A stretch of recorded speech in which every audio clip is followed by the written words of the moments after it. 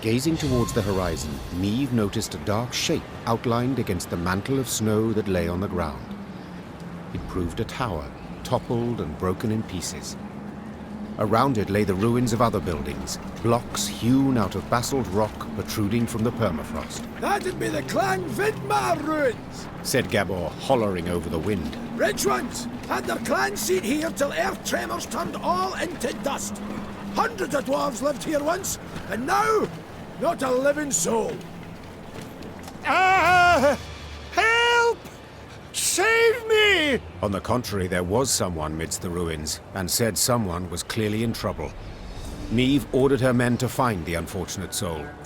They returned moments later, leading a dwarf whose teeth chattered.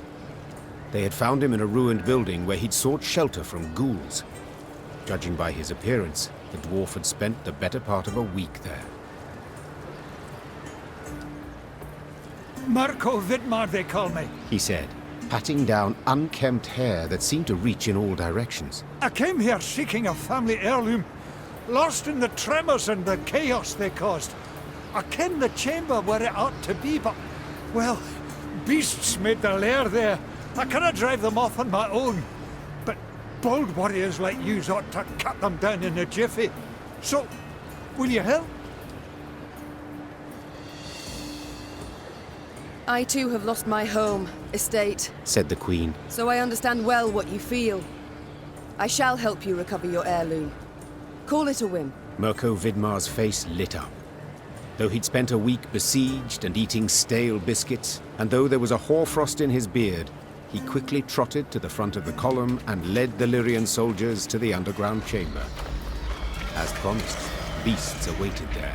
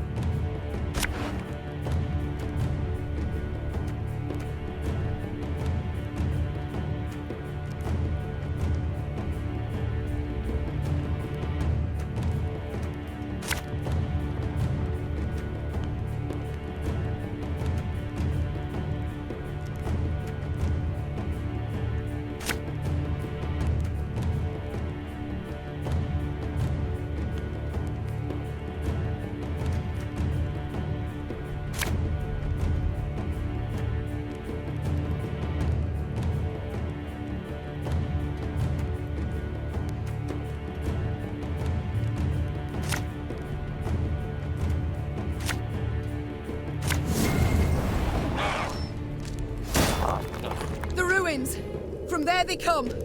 Drive them back!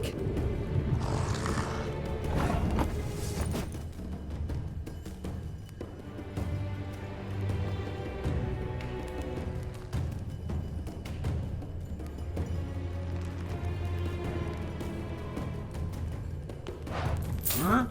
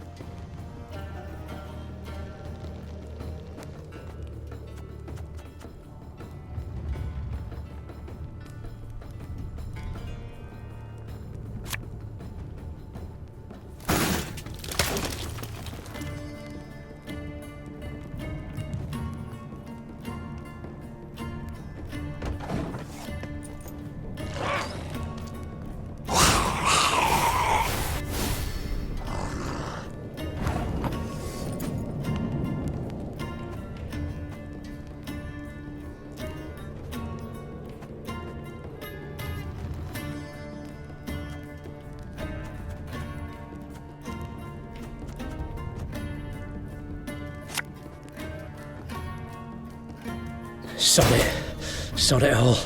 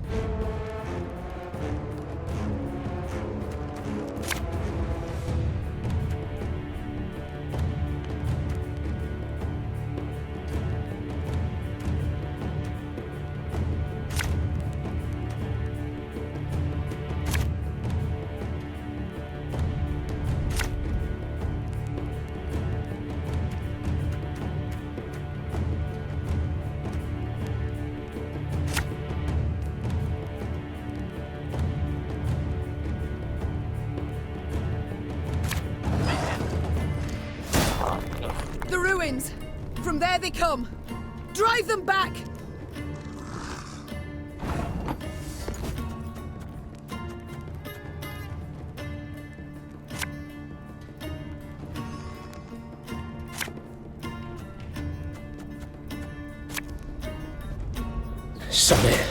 Sod it all.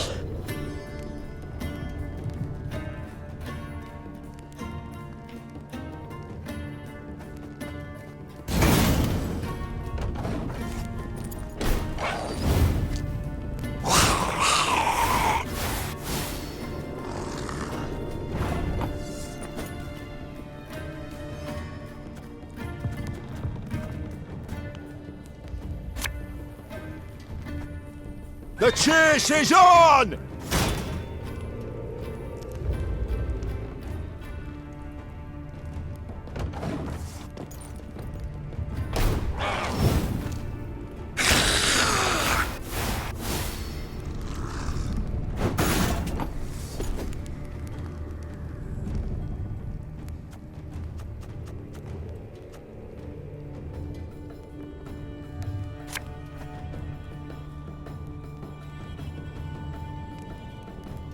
Have it the white of an eye from half a league away.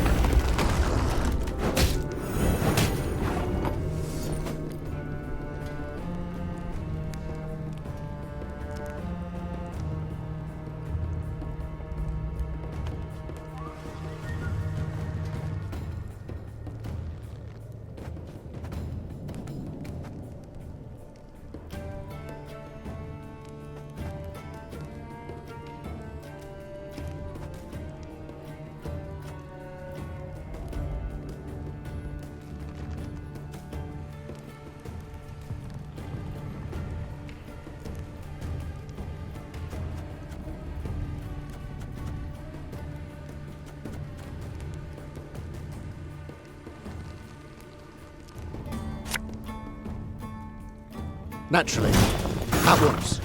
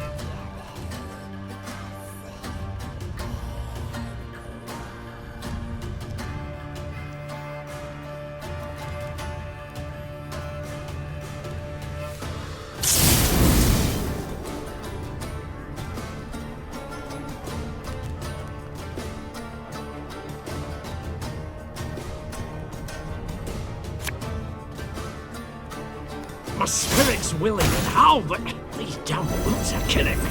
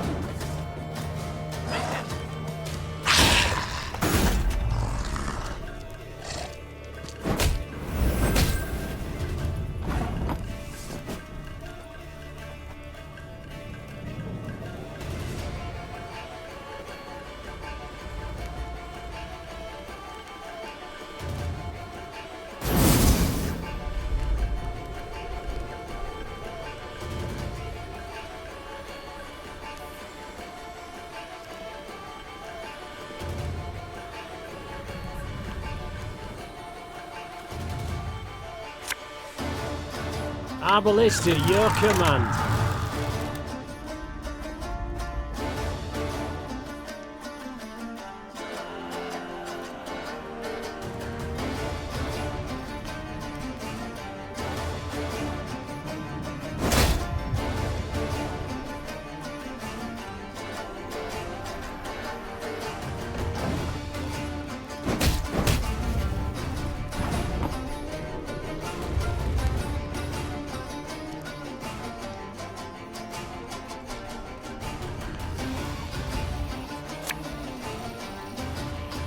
The unworthy shall be punished.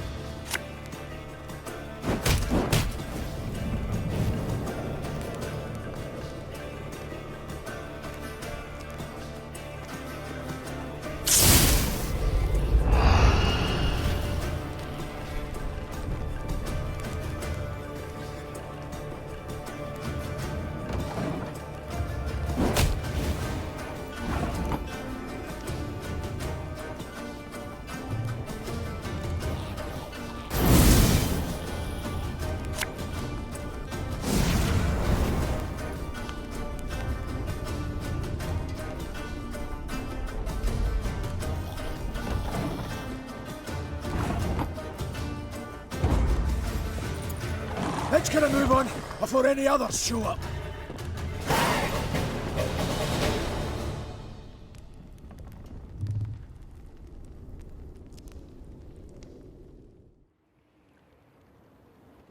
As soon as the fight was done, Mirko Vidmar ran towards a crate that stood on a pedestal, slipping on the now bloody floor.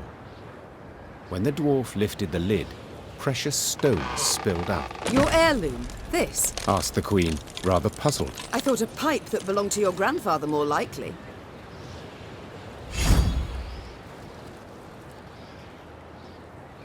Seems to me Brother Mirko wasn't wholly candid with us.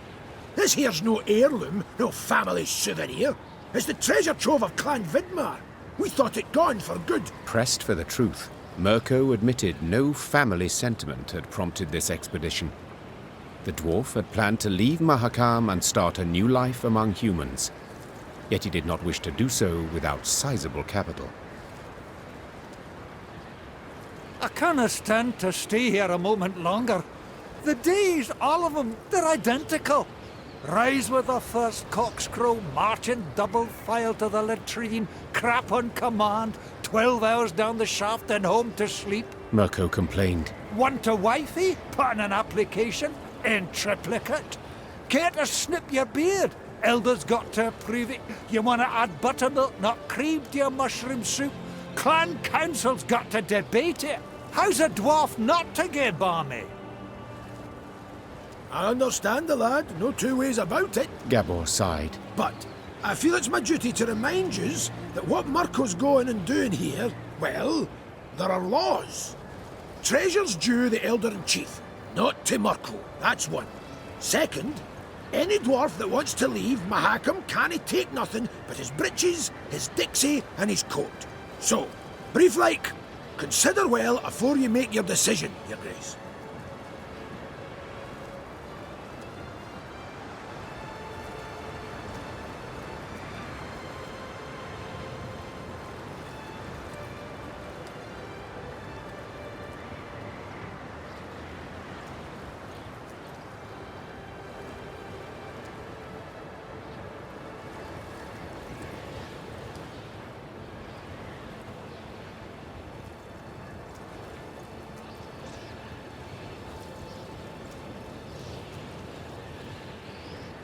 Right of state at times requires a monarch to disregard laws, as well as pledges once given. Said Meve, shutting the crate's lid with a loud crack. I need resources to wage war against Nilfgaard, and towards that cause I will allocate this treasure. Those gathered in the underground hall accepted the queen's decision in silence. Gabor merely shook his head, while Mirko jostled his way through the Lyrian infantry and into the mountains, towards human lands. Your Grace, 'tis not right. Calm down, Sir Ake. What's the problem? The deed you've committed, most foul. As the good book says, whosoever standeth idle in the face of evil proveth guilty of the same. Know that I never stand idle, yet I cannot stop you from doing so. Thus I must leave. I refuse to play any part in the wickedness you perpetrate. Sir Ake. Farewell, Queen, and may the gods have pity on your soul.